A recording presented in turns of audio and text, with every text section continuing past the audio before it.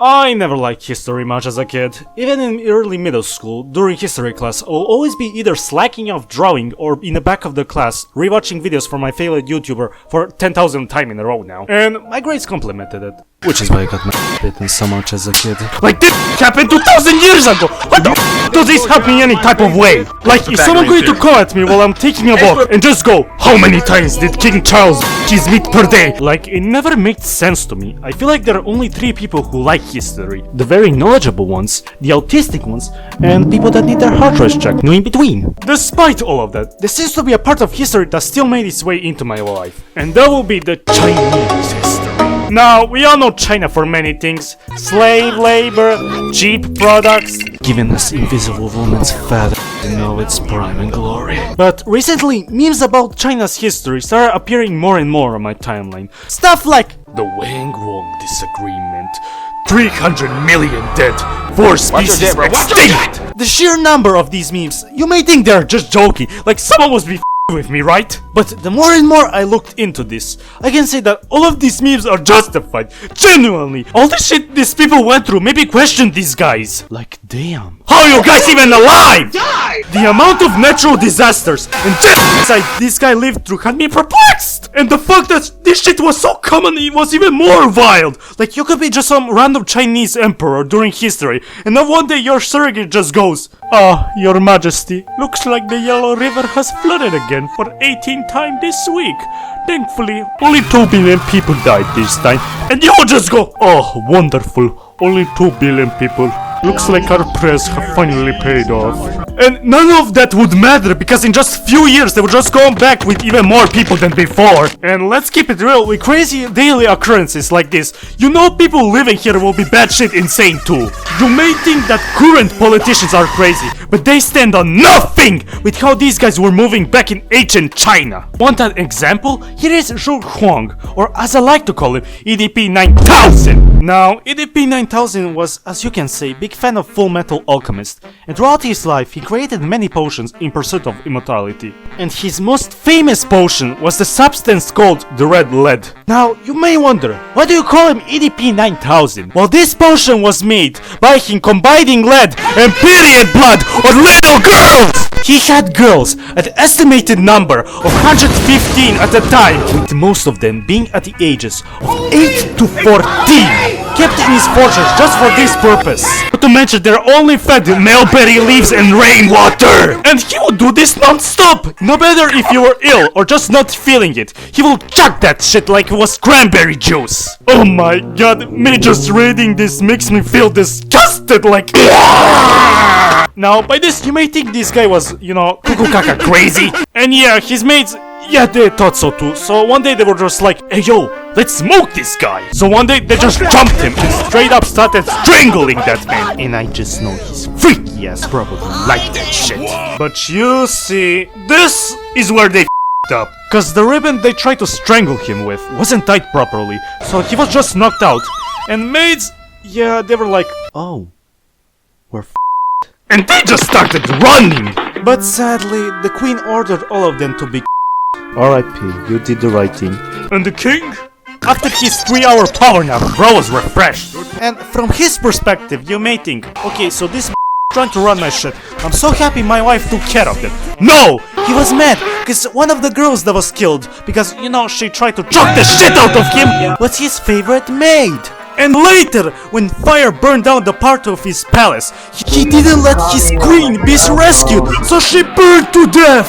But don't you worry, because karma caught up to his ass, because the same potion he was drinking for the sake of immortality was the thing that actually killed him! Remember, children, karma is a bitch. And that is just one emperor. You can say more crazy for the other emperors.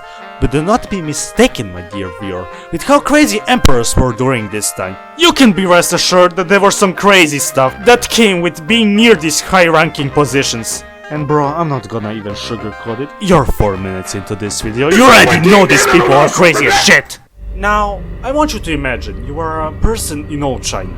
Your whole life you have been studying non-stop just for a chance to get into those hierarchy positions near the top of Chinese hierarchy. And finally one day, after all the hard work you put in, all the pain, all the suffering, and probably escaping countless diddlers that roam free, you finally get accepted into a position of eunuch, one of the highest government positions you can get. But before you can finally get your position, you need to pass one last test. With a careful step, a sharp knife is placed on the table, and you just hear a firm and calm voice say, "Oh yeah, we're gonna need you to cut your dick off, lil bro."